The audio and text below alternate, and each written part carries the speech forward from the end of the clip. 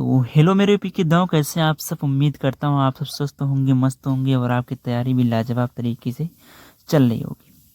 तो स्टूडेंट, आज इस वीडियो में हम जानेंगे मेंडल के नियमों की व्याख्या।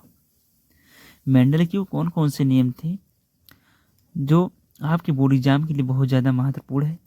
तो मेंडल के मैं 3 नियमों को लिया हूँ। जो मेंडल के 3 नियम थे जो मोस्ट इम्पॉर्टेंट है। क्या है? आपके बोर्ड एग्जाम के लिए मोस्ट इम्पॉर्टेंट है।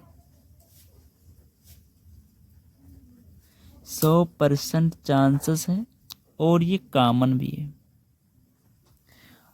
क्योंकि ये हर साल बोर्ड एग्जाम पूछता है।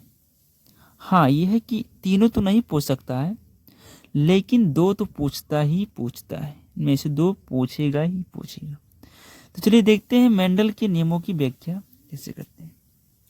और ये class 12th biology, class 12th biology के छात्रों के लिए बहुत ही ज़्यादा महत्वपूर्ण होने वाला है आज का यह वीडियो, क्योंकि ये क्वेश्चन ही है very very important, very very important Mendel के नियमों की व्याख्या। चलिए देखते हैं। पहला नियम है प्रभावता का नियम, दूसरा है पृथक्करण का नियम और तीसरा है स्वतंत्र अपव्यूहन का नियम। ये 3 नियम है। अब इन तीनों नियमों को हम डिटेल में जानते हैं। इन तीनों नियमों का परिभाषा जो है उसको देखते हैं। प्रभाविता का नियम, इस नियम के अनुसार जब एक जोड़ी विपरीत या विरोधी लक्षणों को ध्यान में रखकर क्रॉस कराया जाता है। क्या कराया जाता है? क्रॉस कराया जाता है, तो पहली पीढ़ी में केवल प्रभावी लक्षण ही दिखाई देते हैं। जब क्रॉस कराया जाता है तो पहली पीढ़ी में क्या होता है कि प्रभावी लक्षण दिखाई देते हैं। क्या? प्रभावी लक्षण ही दिखाई देते हैं। एग्जाम्पल के लिए हम समझते हैं, मेंडल द्वारा शुद्ध लंबे व शुद्ध बौने पौधों में संकरण के पश्चात प्रथम पीढ़ी में केवल लंबे पौधे प्राप्त हुए। जैसे यहाँ संकरण मैंने करा दिया है, लाल पुष्प और यहाँ सफेद पुष्प, ठीक, यानी कैपिटल आर और स्मॉल आर। तो ये कैपिटल आर जो है ये क्या प्रभावी है और स्मॉल आर अप्रभावी। इसमें हमने संकरण कराया तो यहाँ से एक कैपिटल आर और यहाँ से एक स्मॉल आर, अर्थात F1 पीढ़ी में, अर्थात F1 पीढ़ी अर्थात पहली पीढ़ी में तो क्या प्राप्त हमको? लाल पुष्प प्राप्त हुआ, यानी ये प्रभावी हुआ। ठीक, तो ये था इसका एग्जाम्पल और इसका परिभाषा। और अब देखते हैं पृथक्करण का नियम। पृथक्करण का नियम, या उसको कहें कि युग्मकों की शुद्धता का नियम, या युग्मों की शुद्धता का नियम। चलिए देखते हैं इसका जो है परिभाषा। जब एक जोड़ी विपरीत लक्षणों को ध्यान में रखकर क्रॉस कराया जाता है, क्रॉस कराया जाता है, तो ये एक दूसरे से भिन्न मिश्रित हुए, यानी ये एक दूसरे से बिना मिश्रित हुए साथ साथ रहते हैं, बिना मिश्रित हुए साथ साथ रहते हैं, तथा युग्मकों के निर्माण के समय ये शुद्ध रूप से अलग अलग हो जाते हैं। इस नियम को पृथक्करण का नियम कहते हैं। कहने का तात्पर्य यह है कि जब एक जोड़ी विपरीत लक्षणों को ध्यान में रख करके क्रॉस कराया जाता है तो वे क्या एक दूसरे से बिना मिश्रित हुए साथ साथ रहते हैं, तथा युग्मकों के निर्माण के समय ये शुद्ध रूप से अलग अलग हो जाते हैं, और इसी नियम को हम पृथक्करण का नियम कहते हैं। चलिए देखते हैं इसका जो हमने क्रॉस कराया है। ठीक, हमने लिया लाल पुष्प और सफेद पुष्प, ठीक, यानी कैपिटल आर और स्मॉल आर, प्रभावी और अप्रभावी लक्षण को जब क्रॉस कराया हमने तो मिला हमको क्या? आर, कैपिटल आर और स्मॉल आर, अर्थात F1 पीढ़ी में को लाल पुष्प ही मिलेगा, प्रभावी ही मिलेगा। बाकी का जो है ये चीज़ तो हमने पहले पढ़ा, प्रभावता के नियम में ही इतना पढ़ा।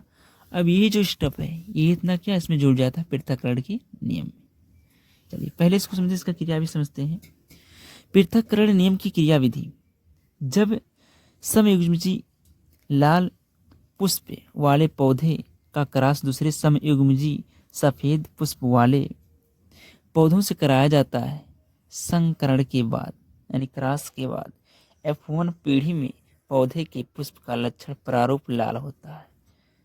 F1 पीढ़ी में क्या होता है? पौधे का पुष्प जो होता है लाल होता है।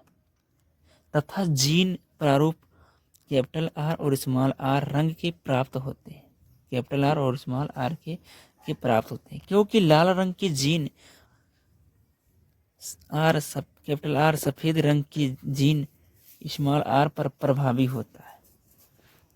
क्योंकि लाल रंग की जीन कैपिटल आर सफेद रंग की जीन स्मॉल आर पर क्या प्रभावी होता है। ठीक,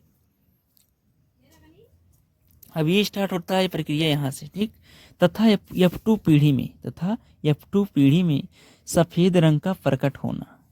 F2 पीढ़ी में सफेद रंग का प्रकट होना यह दर्शाता है कि सफेद रंग का जीन स्मॉल आर लाल रंग के जीन कैपिटल आर के साथ रहता है, लेकिन मिश्रित नहीं होता तथा युग्मक बनते समय पृथक हो जाते हैं।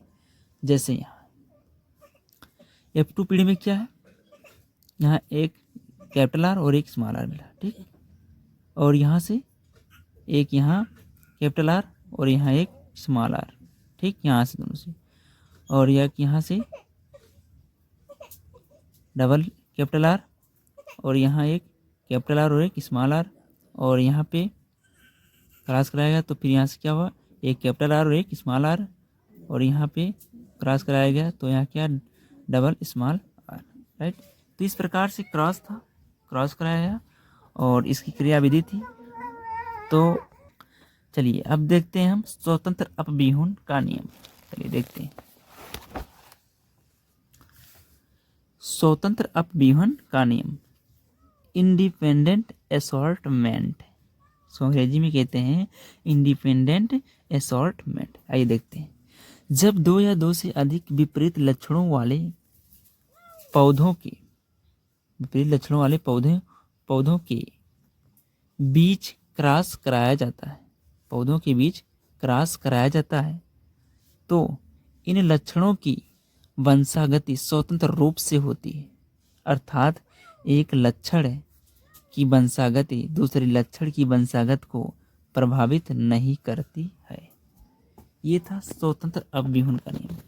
इसमें क्या मुख्य बातें क्या है कि इसमें जब दो से अधिक विभिन्न लक्षणों वाले पौधों के बीच क्रॉस कराया जाता है, तो इन लक्षणों की जो वंशागति होती है, जेनेटिक्स होता है, जीन होता है, स्वतंत्र रूप से होती है।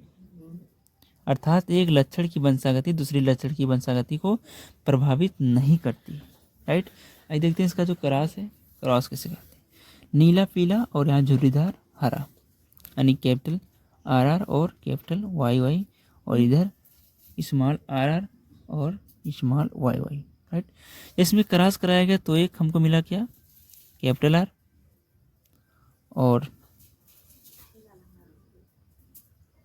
और एक हमको मिला यहाँ से स्मॉल आर, और यहाँ से एक मिला हमको। तो यहाँ पे हमको F1 पीढ़ी में मिला है कि लाल गोल पीला हमको यहाँ प्राप्त होता है। ठीक, यानी एक कैपिटल आर और एक स्मॉल आर, और यहाँ पे एक कैपिटल आर और एक स्मॉल आर, और एक यहाँ पे कैपिटल वाई और यहाँ पर स्मॉल वाई। तो इस तरह से अगर आप लिख देते हैं तो आप 100 में 100 नंबर 100% आप जो है पूरा का पूरा नंबर पाएंगे।